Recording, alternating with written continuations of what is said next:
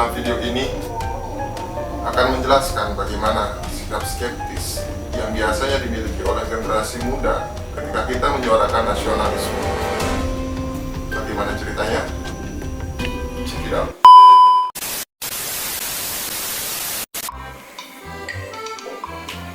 Malam minggu ya Nino. Cim supe sih lah. Sampai itu kabar masih sehat ya. Cewek. Oh gendeng lah kayaknya. Indonesia tanah air beta.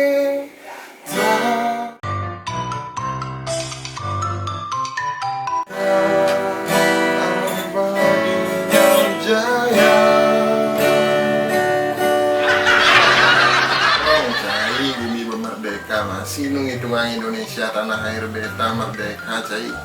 Dia sok nasionalis gitu cai. Kayaknya lagunya romantis geningan cewek bajang yang kayak lekat zaman G30 SPKI cai mesti geningan lagu kebangsaan. Baca. Bah, ini cai lemesnya noanga. Cai. Walaupun ragu itu merdeka, tapi sikap nasionalisme itu harus tetap kita tanamkan cai.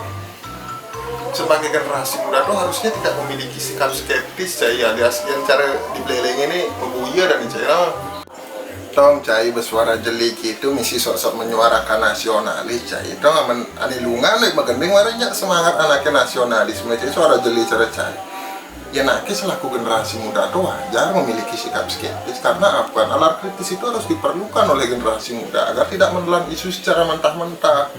Cai pang nawang cai lebih jelas memang negara lu jadinya ya ngopi ya dewe. Cai pangsing ngobuyo gitu cai. Iya man ngopi ya ki demen. Lagi yuk. Main enggak cai? Ini kopi waktu bisa bang. Nah lu kopi ini cai. Apa sih ada cai di gawat tadi cai? Ini deh. Namun cai selaku generasi muda memiliki sikap skeptis terhadap bangsa cai pendidik itu nantinya gimana generasi kita ke depannya? Aman generasi mudanya cara cai kini hancur akan bangsa ini. Bisa kita lihat sekarang banyak terjadi kasus korupsi, pelecehan seksual, ada kasus berita hoax, konflik antar sara di Indonesia.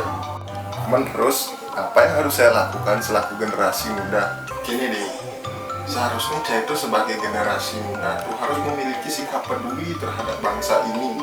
Karena apa? Kita selaku generasi muda, kita yang akan menjadi penerus kelak ke depannya. Dan kita juga yang akan menentukan nasib bangsa ini akan seperti apa. Jadi, aman Beirang memiliki rasa cinta terhadap tanah air. Tidak mungkin rasanya ada terjadi kasus seperti korupsi, adanya kasus konflik sara, penyebaran berita hoax. Maka dari betapa pentingnya menanamkan rasa cinta tanah air, nasionalisme sejak dini. Bagaimana kita menanamkan rasa nasionalisme dan cinta tanah air ini melalui pembelajaran PPKN Pangcai Nawang. Berarti belajar PPKN itu penting gitu. Tentu saja penting. Ketika kita mempelajari tentang pendidikan Pancasila dan kewarganegaraan atau yang disingkat PPKN, sebenarnya aku kan uni SD, coba aja SD, SMP, SMA sampai kuliah.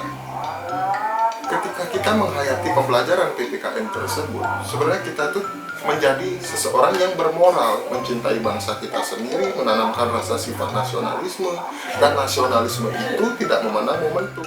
Dalam sehari-hari pun perlu kita tanamkan rasa nasionalisme.